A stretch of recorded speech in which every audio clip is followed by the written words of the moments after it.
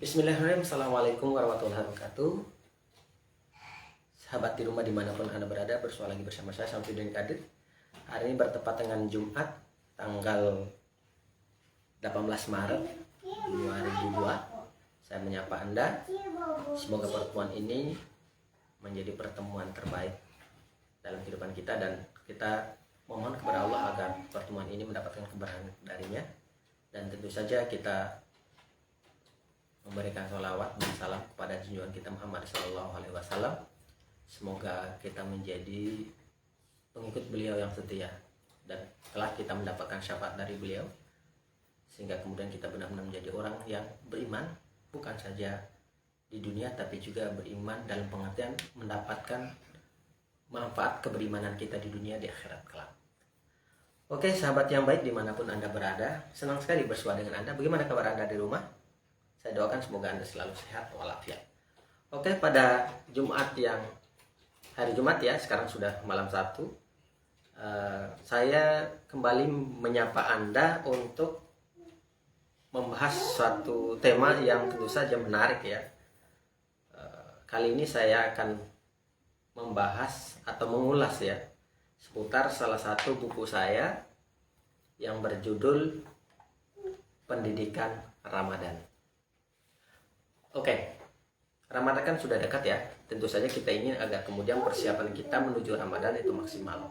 Persiapannya tentu saja bukan sekedar persiapan iman, bukan saja persiapan kegembiraan, materi, emosi, dan segala macamnya. Tapi yang paling penting lagi adalah persiapan pengetahuan atau wawasan seputar saum Ramadan itu sendiri. Oke teman-teman sekalian, sebagai awalan sebelum masuk ke pembahasan apa isi buku ini, saya akan mengajak Anda untuk membahas seputar bagaimana buku ini hadir gitu ya. Nah, buku ini sebetulnya adalah antologi atau bunga rampai tulisan saya dan istri saya beberapa tahun yang lalu ya, baik itu sebelum pandemi maupun setelahnya. Iya, ini antologi 2-3 tahunan lah tulisan saya dan istri yang mengulas tentang saum Ramadan, yang pernah dimuat di surat kabar ya, kemudian juga di media online, termasuk di media sosial, terutama di akun Facebook saya gitu. Karena bagi saya menulis adalah upaya untuk belajar gitu, dan saya mencoba untuk membagi waktu atau menyempatkan waktu untuk kemudian setiap hari menulis. Nah, di antara tema yang biasanya saya hadirkan pada momentum Ramadan adalah tentang saum Ramadan dan segala hikmahnya, keunikannya, termasuk juga hikmah-hikmah atau pendidikan yang bisa kita ambil, kita petik selama Ramadan berlangsung.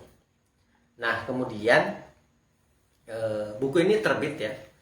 Buku ini terbit pada Maret 2021 lalu, jadi sudah setahun yang lalu. Tebalannya 150 halaman, jadi sangat tipis, ringan, dan sebagai karena antologi artikel tentu saja bahasanya populer, bahasa yang mudah dicerna, tidak ngejelimet, tidak membuat orang pusing. Jadi kalau kata teman-teman yang sudah membaca buku ini, bukunya ringan, bisa dibaca menjelang sahur dan berbuka puasa gitu ya, kira-kira begitu. Artinya ya bisa dianggap sebagai buku untuk menemani kita ya menjelang sahur, menjelang berbuka puasa, atau di sela-sela waktu di saat kita sudah tilawah Quran, bertadarusan, kita juga bisa membaca buku ini agar memantapkan. Nah, agar kemudian saum kita lebih maksimal nanti dan segala ibadah yang kita lakukan pada Ramadan maksimal, maka yang paling penting lagi adalah kita membaca buku ini sebelum Ramadan, agar kemudian persiapan kita dalam menjalani segala hal ibadah saum dan berbagai ibadah khas pada bulan Ramadan bisa kita maksimalkan, bisa kita tingkatkan kualitasnya. Di dalam buku ini ada sekitar 18 tulisan atau artikel ya. Dan sebagai artikel tentu saja bahasanya seperti yang saya jelaskan di awal tadi, ringan, tidak terlalu berat gitu ya. Oke, itu sebagai awalan. Nah, berikutnya seputar saum Ramadan itu sendiri ya. Kita tahu bahwa Islam itu dibangun di atas pilar-pilar gitu ya. Kalau dalam sebuah hadis itu dijelaskan Islam dibangun di atas 5 pilar gitu ya, yang kemudian dijelaskan di banyak hadis juga.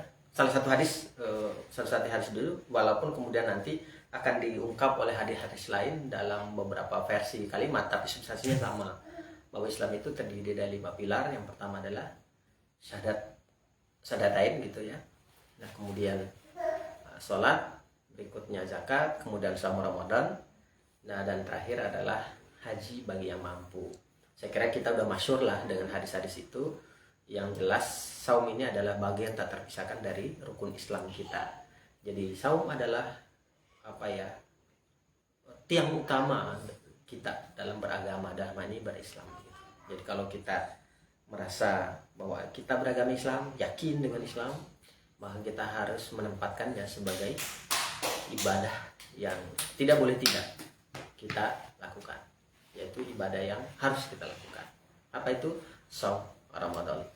Walaupun di banyak versi ada sebagian ulama yang mengurutkan bahwa saum ini rukun Islam yang ketiga, karena berdasarkan dalil-dalil lain.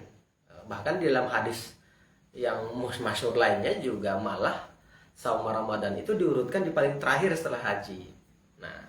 Nah kemudian tapi para ulama kemudian secara mayoriti masyhur begitu ya, menjelaskan bahwa saum itu adalah rukun Islam yang keempat.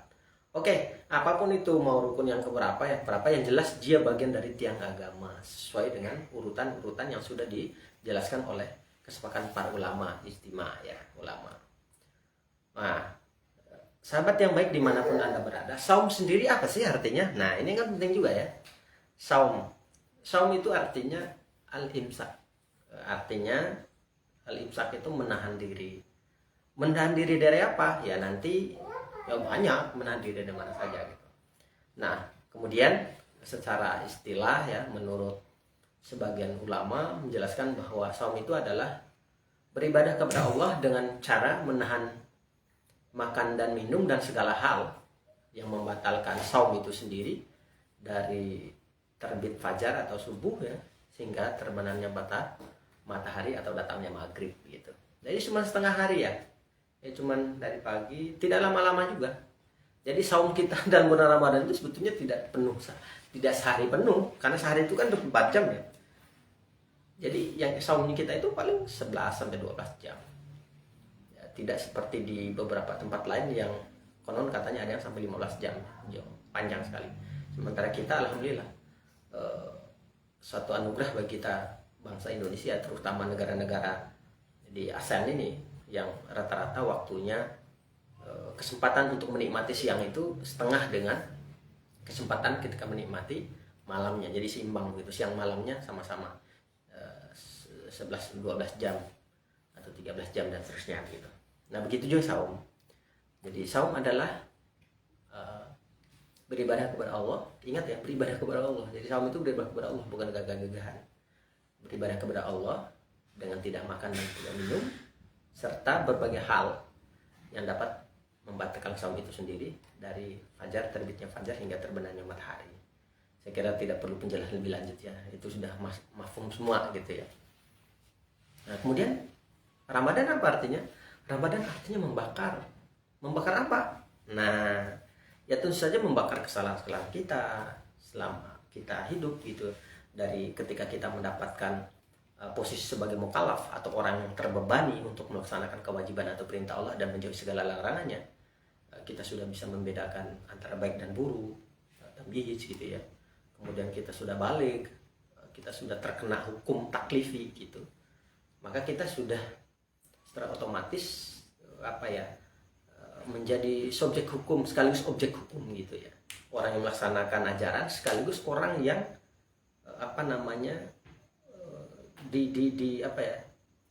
menjadi objek dari sebuah aturan gitu. Jadi kita menjadi subjek dari ajaran agama sekaligus menjadi subjeknya, sekaligus menjadi objeknya. Kita yang melaksanakannya sekaligus kita yang mengikuti agama itu gitu. Nah, lalu apa namanya? Ada yang mengatakan bahwa kenapa kemudian saum Ramadan itu identik dengan ibadah yang herois gitu ya. Ya karena memang pada Ramadan itulah kita mendapatkan berbagai ibadah yang amat unik. Bahkan kalau kita lihat ya, kekhususan Ramadan kalau kita perhatikan banyak sekali yang kita peroleh di situ gitu. Dan berbagai ibadah itulah yang kemudian bisa membakar ya seluruh dosa dan kesalahan kita. Misalnya dengan saum atau puasa bisa membakar syahwat kita. Naluri untuk apa namanya mengingat sesuatu melampaui batas. Ingin kaya tapi kayaknya kemudian sedekah gitu ya. Ingin mencapai sebuah jabatan tapi dengan cara-cara yang curang, bahkan digunakan untuk hal-hal yang menzolimi orang lain, yang kemudian menghambat orang lain untuk mendapatkan hal serupa tapi dengan cara-cara yang tidak betul begitu.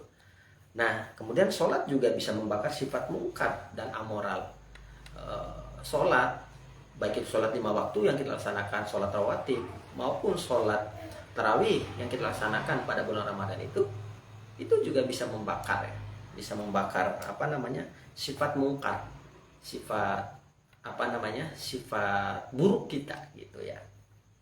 Nah, kemudian infak dan sedekah juga bisa membakar sifat tamak kita kepada harta, apa namanya sifat apa ya selalu bangga dalam berharta, selalu merasa bahwa apa yang kita punya itu merupakan milik kita dan karena kita, bukan dari Allah dan bukan pemberian Allah begitu.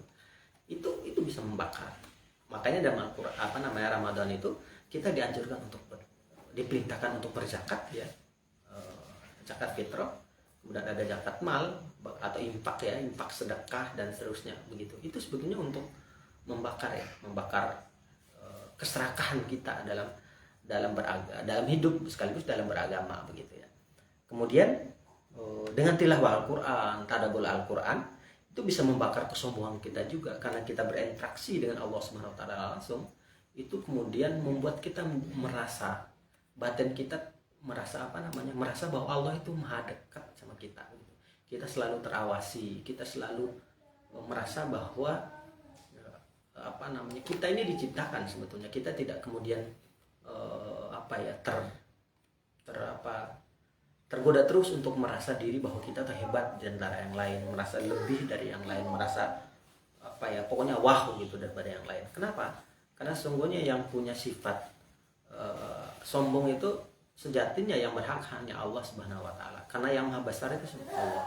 Ketika kemudian kita kemudian menyifati diri kita dengan aku dan sombong, maka sejatinya kita telah melakukan pembangkangan terhadap Allah Subhanahu wa taala. Kenapa? Karena kesombongan itu adalah baju Allah Subhanahu wa taala, bukan baju kita gitu. Kesombongan, keangkuhan itu hak Allah. Kenapa? Emang dia maha besar, dia maha kuasa, dia maha di atas segalanya. Lalu kita yang diciptakan oleh Allah, siapalah kita ini begitu. Nah, dengan cara berinteraksi dengan Al-Qur'an, kita semakin memahami bahwa kita hidup di dunia ini tidak abadi. Kita hidup di dunia ini adalah sebentar. Dan kemudian Allah yang maha besar itu maha tahu, maha mencipta kepada kita gitu. Dan yang menciptakan kita itu kemudian maha tahu tentang kebutuhan kita dalam hidup ini. Allah yang menciptakan kita, Allah juga yang memberikan aturan kepada kita bagaimana seharusnya kita menjalani hidup ini. Makanya Al-Quran itu bukan saja berlaku untuk urusan ibadah. Al-Quran itu, ajaran Islam itu berlaku untuk seluruh aspek kehidupan. Makanya dalam Islam sebetulnya tidak ada dikotomis antara ibadah mahdoh dan ibadah ghairu mahdoh, antara ibadah yang wajib, yang sunnah dan peran-peran sosial atau muamalah. Kenapa? Karena justru ibadah yang mahdoh itu mesti memberi dampak terhadap ibadah ghairu mahdoh, ibadah sunnah dan muamalah kita gitu. Mau sehebat apapun sholatnya seseorang, ketika kemudian tidak memberi dampak terhadap perilaku sehari-harinya, maka sholatnya sebetulnya tidak punya makna apa-apa. Makanya dalam banyak penjelasan kita mendapatkan penjelasan daripada ulama bahwa Rasul itu memang diutus untuk memperbaiki keadaban, memperbaiki akhlak. Nah, akhlak itu adalah respon terhadap dinamika sosial, itu juga bagian dari akhlak. Jadi ibadah bukan sekedar bagaimana kita sholatnya khusyuk, tapi juga bagaimana kita membaktikan diri terhadap kepentingan masyarakat yang lebih luas. Karena wa ma arsalnaka illa rahmatin lil alamin. Nabi itu tidak diutus kecuali memberi rahmat bagi semesta alam. Jadi jangan sampai agama itu hanya dinikmati oleh kita sendiri sebagai seorang hamba Allah yang melaksanakan ibadah, tapi juga harus diikhtiarkan agar kemudian kenyamanan kita dalam beragama, kenikmatan kita dalam beragama juga bisa memberi dampak secara sosial. Makanya sering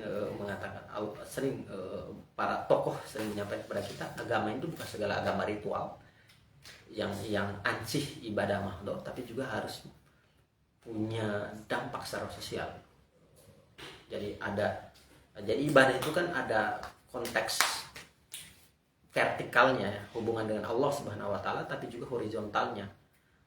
Ada hal-hal yang sifatnya ke atas ya, tapi ada halnya yang sifatnya horizontal, sesama humanistik ya, punya dampak kepada kemanusiaan dan sosial begitu.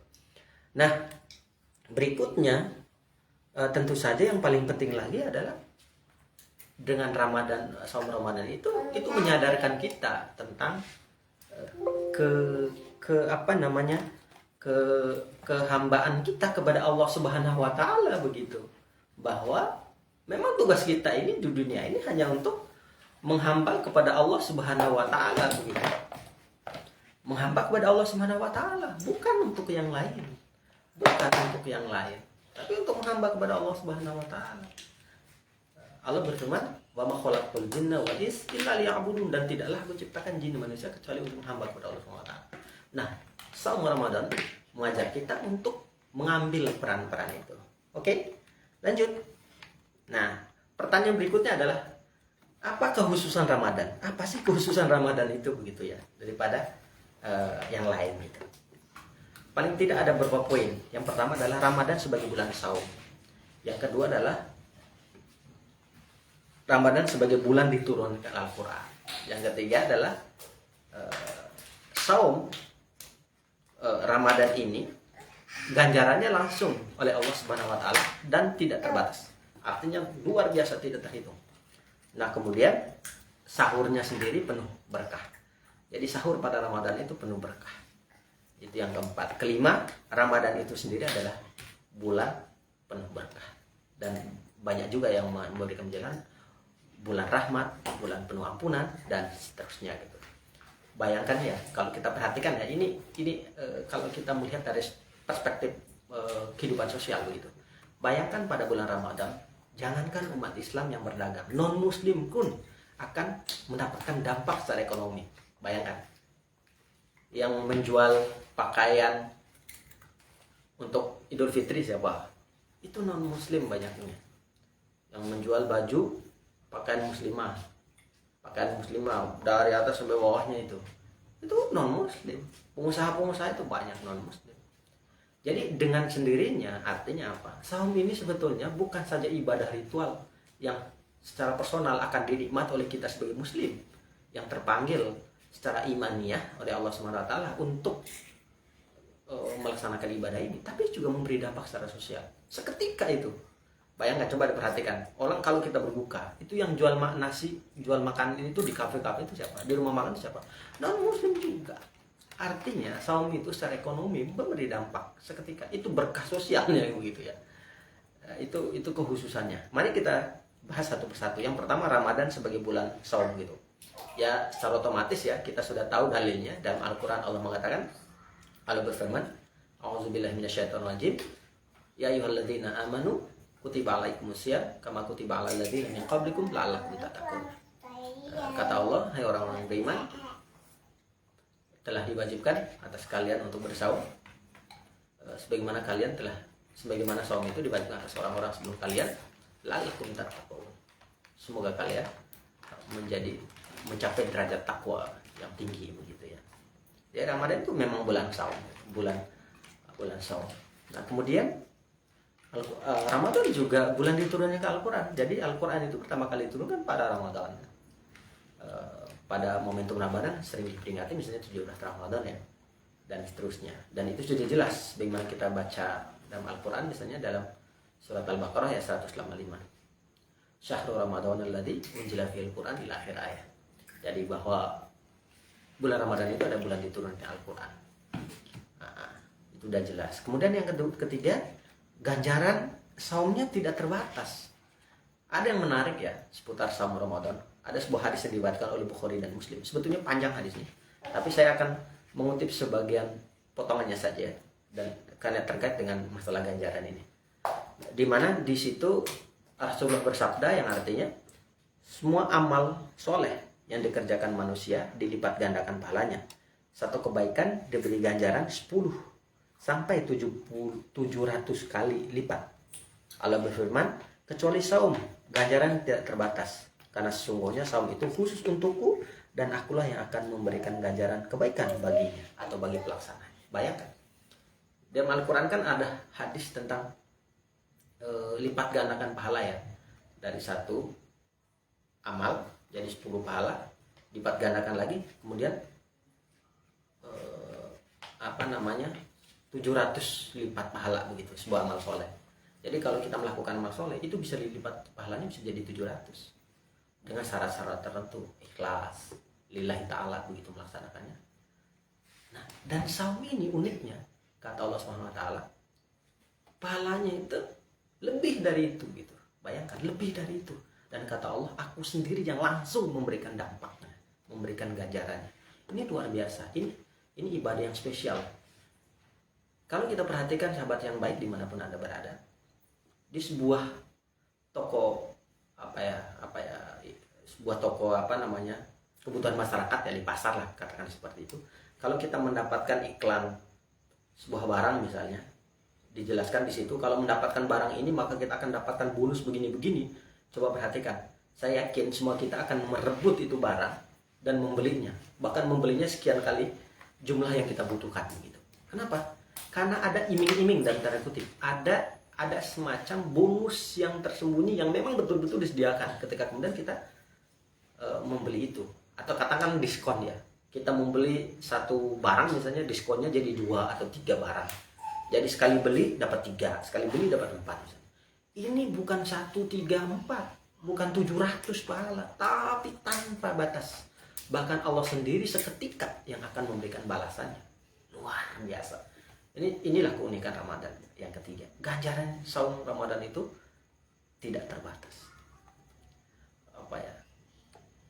Tanpa berbilang begitu ya, tanpa terhitung ganjarannya.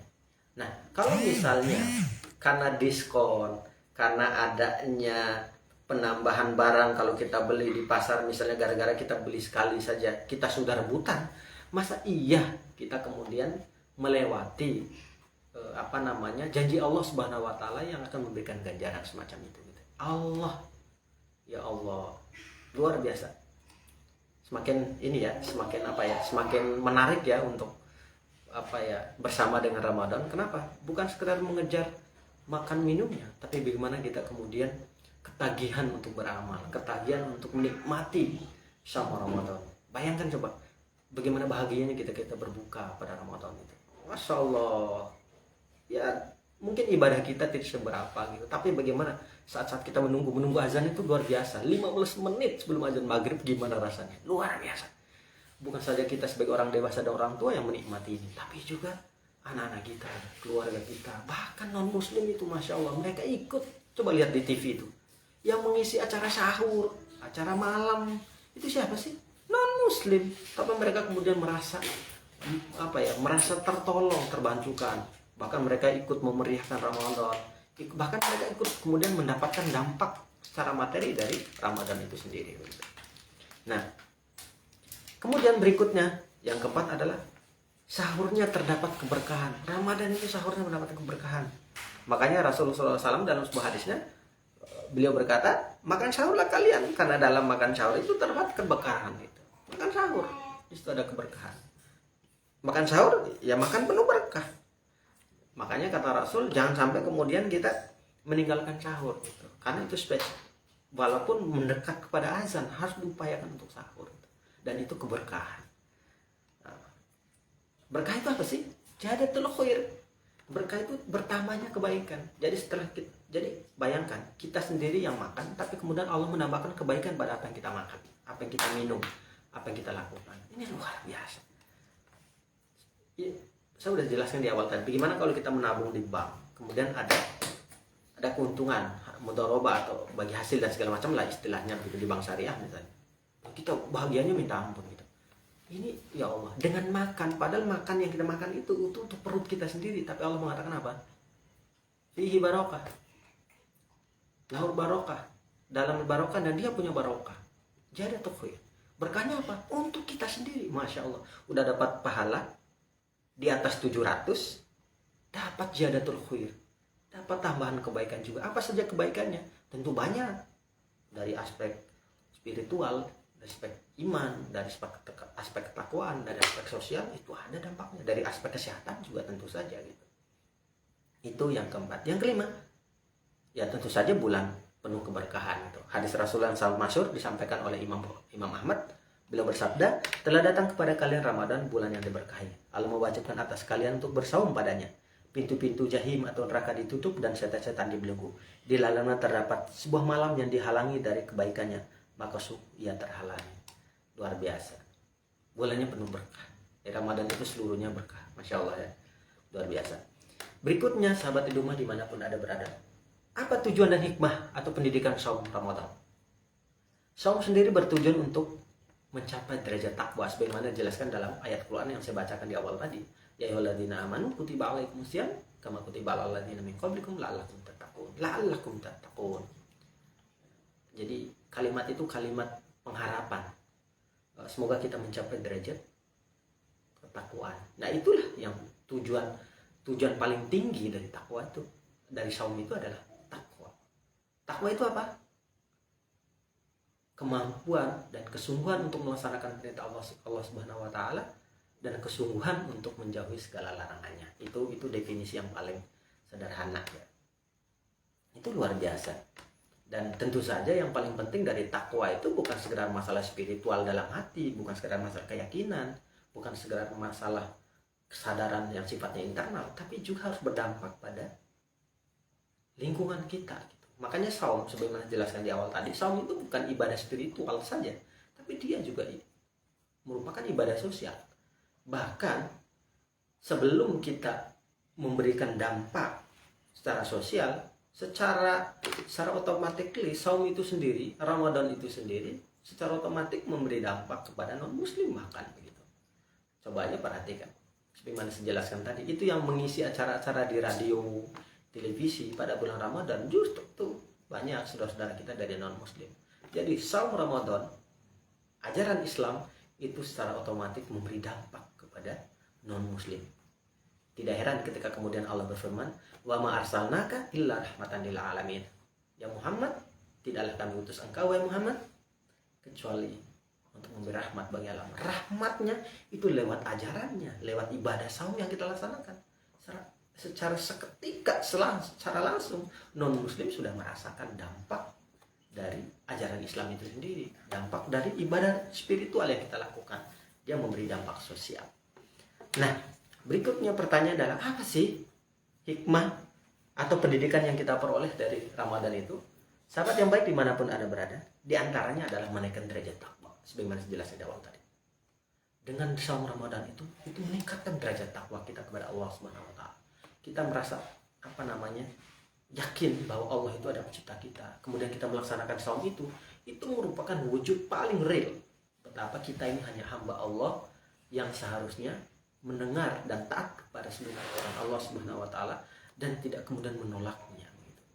Jangan sampai kemudian setiap tahun kita melaksanakan saum Ramadan tapi kemudian kita tidak memiliki tambahan iman secara kualitatif begitu ya.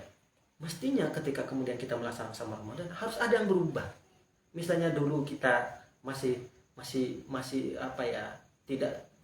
tidak merasa bersalah ketika tidak menutup aurat, maka pada Ramadan yang menjelang ini mestinya udah nutup aurat.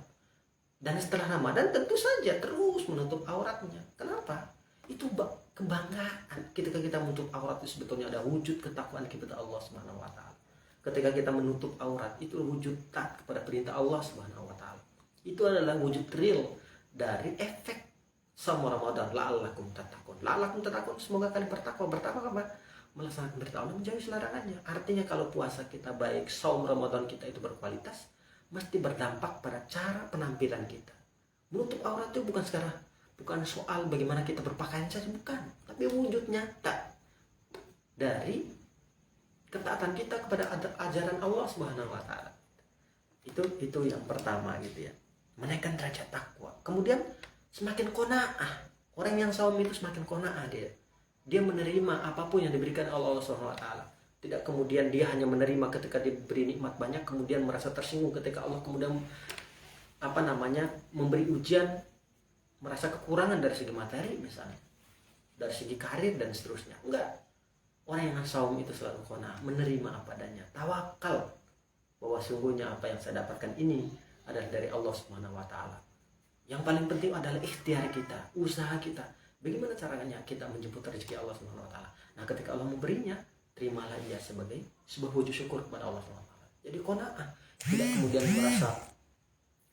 merasa tersinggung ketika ada tetangganya yang kaya, kemudian kita merasa sakit hati ketika ada saudara kita yang mungkin berkarir semakin melonjak tinggi dan seterusnya.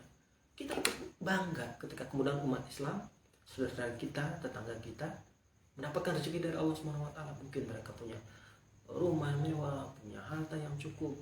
Kita doakan saja semoga mereka diberkahi Allah Subhanahu wa taala. Jadi jangan kemudian iri dalam konotasi yang buruk begitu ya.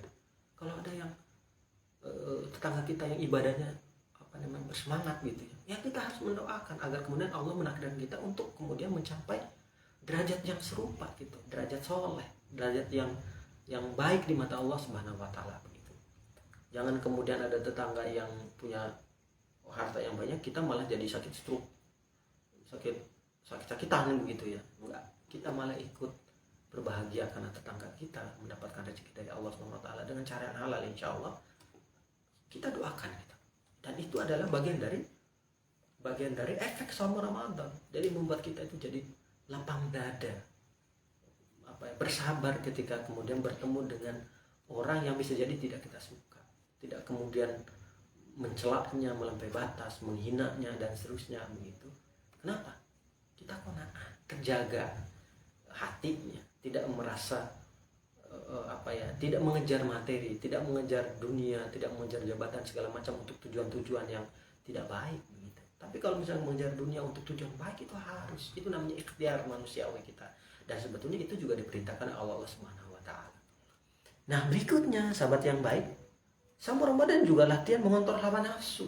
Latihan, bayangkan hawa nafsu kita makan siang itu biasanya sepiring misalnya gitu. Tapi Allah kemudian memerintahkan kita untuk hanya makan 2 kali sehari, pas sahur dan berbuka, siangnya tidak. Itu kan kalau misalnya syahwat makan kita tinggi, kalau iman kita hilang, enggak mungkin kemudian kita bisa saum Ramadan. Tapi Allah menguji kita, menahan, bentar lagi berbuka begitu. Kemudian meningkatkan kepedulian. Iya, saum Ramadan juga membawa kita untuk menjadi semakin peduli kepada sesama. Coba perhatikan bagaimana pas Ramadan kita mudah sekali untuk memberi kepada orang. Kenapa? Karena Allah memberi ganjaran yang lebih kepada orang-orang yang suka peduli kepada sesamanya. Luar biasa. Kalau misalnya kita menjalankan saum secara sempurna, insya Allah kepedulian kita kepada sesama itu tinggi. Bukan saja pas Ramadan, bahkan setelah Ramadan kepedulian kita itu sangat tinggi.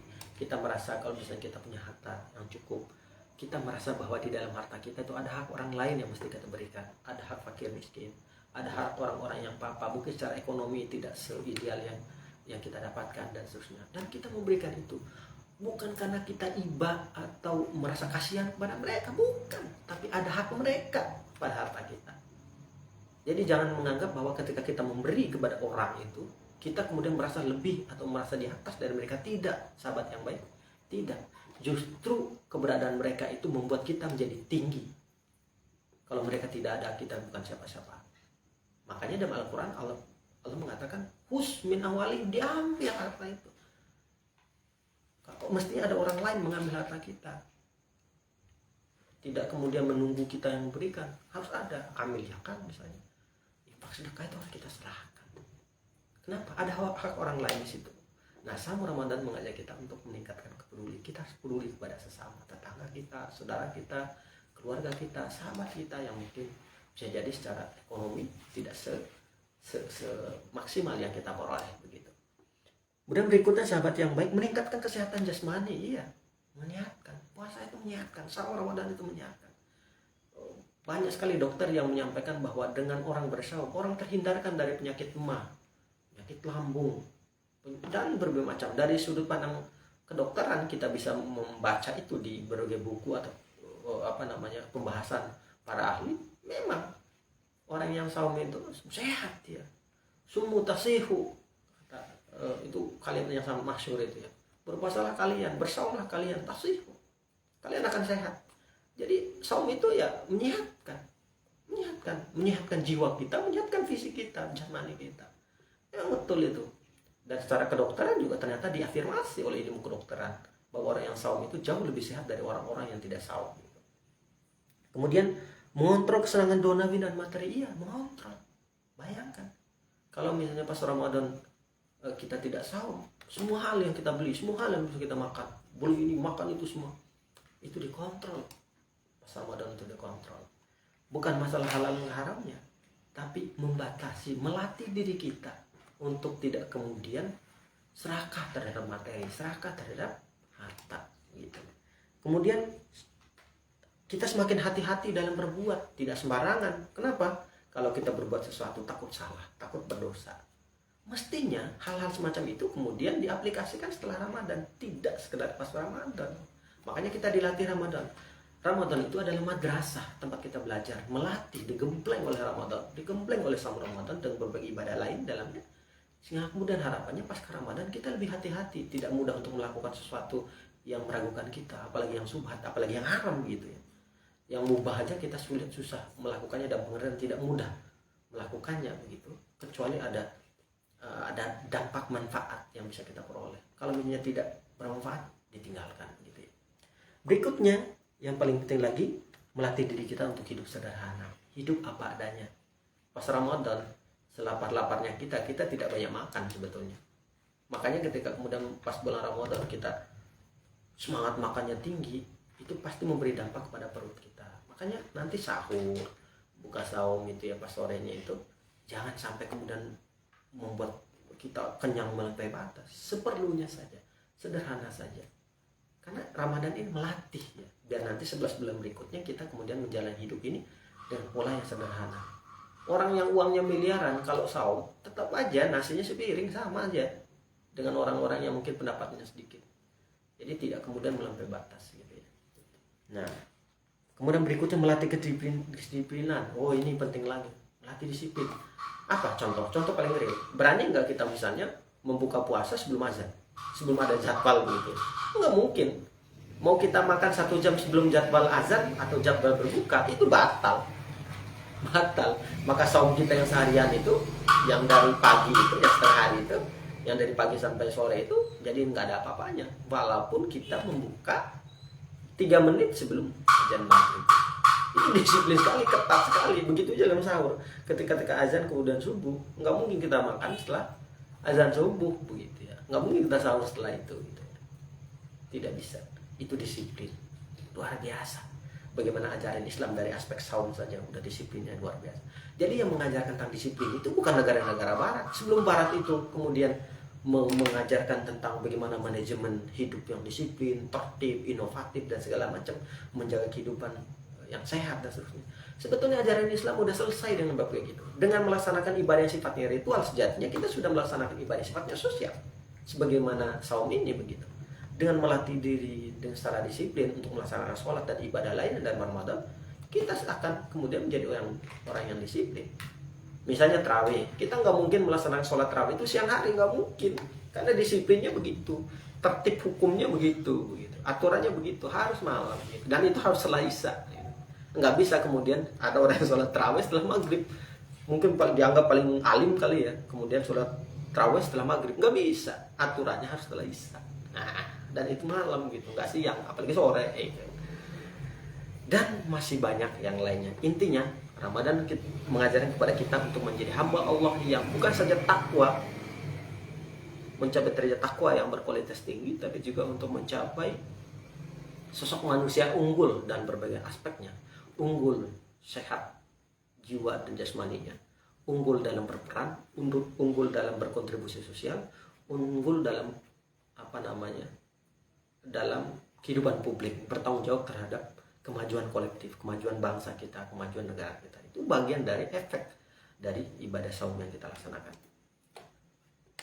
Nah, kemudian yang paling unik ya, ini yang paling unik yang perlu kita baca misalnya, ternyata Ramadan, saum Ramadan yang kita laksanakan itu memiliki kemudahan-kemudahan.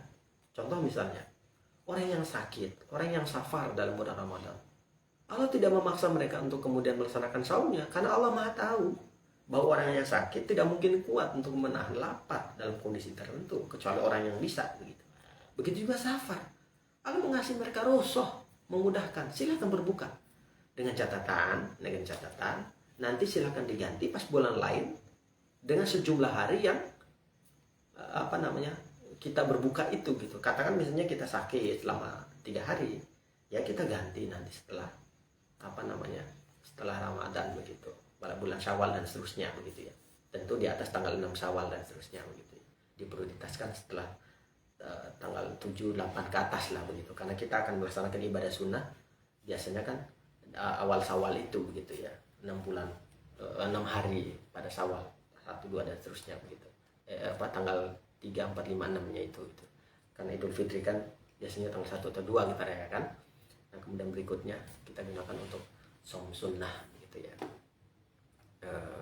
Jadi begitu. Jadi saum ini kelihatan ketat, tetapi juga mudah dia. Tidak ketat, tapi tidak sekedar ketat dalam pengertian ketat, tapi kita enggak mendapatkan apa-apa. Justru dengan ketatnya itulah kemudian Allah memberikan pahalanya berlipat ganda, jauh dari amal-amal lain. Tapi pada saat yang sama Allah juga memberi semacam ruang secara terbuka bagi kita untuk mendapatkan kemudahan-kemudahan, tidak memaksa. Masya Allah, Allah ini bukti bahwa ajaran Islam itu sangat rahmat, tidak memaksa. Tidak ada satupun ajaran Islam yang sifatnya memaksa dan pengertian harus itu sebagai proses, tapi substansinya sebetulnya tidak. Kita merasa terbebani biasanya itu karena tidak biasa saja. Tapi kalau sudah biasa, insya Allah kita akan nyaman melakukannya. Sebagaimana kita saum Ramadan, betapa bahagianya ketika anak-anak kita senang bangun sahur. Orang bahagia ketika berbuka, bisa jalan santai dan anehnya, uniknya, sahabat yang baik, kalau bulan Ramadan, sepertinya kita tidak merasa lapar kalau siang itu. Unik tuh. Kita tidur aja nikmat kali itu. Luar biasa. Ini entah apa maksud dari Allah atas semua ini, tapi yang jelas bahwa ibadah saum adalah ibadah yang sangat kita rindukan. Ramadan yang dalam waktu dekat juga akan membersamai kita, tentu saja adalah bulan yang sangat kita nantikan kedatangannya. Makanya para ulama dulu sering menyatakan bahwa para ulama itu biasanya setelah Ramadan ya, Syawal dan seterusnya itu, mereka sudah berdoa kepada Allah SWT agar kemudian disampaikan mereka oleh Allah SWT pada bulan Ramadan. Rajab, Sya'ban itu mereka sudah mendoakan agar kemudian Ramadan itu bulan yang mereka rindukan dan sampai pada bulan itu gitu. Mereka ingin sekali agar kemudian mendapatkan kesempatan yang luar biasa itu untuk bertemu dengan Ramadan yang sangat luar biasa itu begitu. Selalu berdoa. Nah, itu paling tidak yang saya jelaskan dalam buku ini itu. Tapi bahasanya populer ya, karena ini bahasa untuk koran, tentu saja harus menyesuaikan kosakatanya, harus ada pendalaman dan menggunakan bahasa-bahasa yang ringan yang insya Allah mudah untuk dipahami oleh pembaca. Untuk sahabat-sahabat yang ingin mendapatkan buku ini, Pendidikan Ramadan, silakan bisa menghubungi pusat informasi di nomor WhatsApp 085797644300. Insya Allah sahabat yang hendak membacanya akan mendapatkannya insya Allah, atau ingin memesan buku ini insya Allah akan mendapatkannya begitu. Semoga dengan membaca buku kita semakin matang dalam membersihkan diri untuk bersua dengan Ramadan, bulan yang penuh berkah, bulan yang penuh ampunan. Semoga apa yang sampaikan ada manfaatnya untuk Anda. Tentu saja penjelasan saya tadi tidak sempurna begitu, karena ini hanya ulasan singkat saja. Alangkah baiknya Anda membaca bukunya. Insya Allah tidak mahal, sangat murah dan terjangkau. Dan insya Allah bila Anda memesan buku ini, insya Allah dana yang yang masuk itu akan dimanfaatkan untuk kebutuhan pendidikan dan akan digunakan juga untuk menerbitkan buku-buku lainnya yang insya Allah semuanya adalah bagian dari upaya kita untuk mengembangkan budaya literasi dalam lingkup internal umat Islam khususnya dan untuk bangsa kita secara keseluruhan umumnya begitu. Karena kita tahu bahwa literasi keagamaan, terutama literasi Ramadan, perlu terus kita lakukan agar kemudian ibadah kita semakin meningkat kualitasnya dan dampaknya bagi diri kita, keluarga dan masyarakat juga lebih baik dan lebih luas. Demikian sahabat dimanapun Anda berada, saya Syamsuddin Kadir. Mohon maaf atas segala kesalahan dan kurangan. Semoga video ini ada manfaatnya untuk Anda semua. Segala hal yang kurang berkenan, saya mohon maaf. Kalau ada lisan, sikap, dan pilihan kata yang kurang pantas, dengan rendah hati, saya mohonkan maaf dari sahabat-sahabat semua. Mohon maafkan saya, karena bisa jadi ungkapan yang saya sampaikan tadi ada kesalahan, termasuk mungkin dalam pembacaan ayat atau dalam pembacaan hadis, bisa jadi ada salah-salah kata. Maaf, itu tidak disengaja. Semoga Allah mengampuni dan sahabat semua memaafkan saya. Akhirul kalam, kita berharap kepada Allah Subhanahu wa taala, kita memohon kepada Allah Subhanahu wa taala agar Allah menakdirkan kita untuk sampai pada Ramadan yang segera menjelang. Mari siapkan diri, matangkan diri agar kemudian kita menjadi hamba Allah yang meningkat kualitas takwanya. Saya Syamsuddin Kadir, undur diri. Assalamualaikum warahmatullahi wabarakatuh. Dah.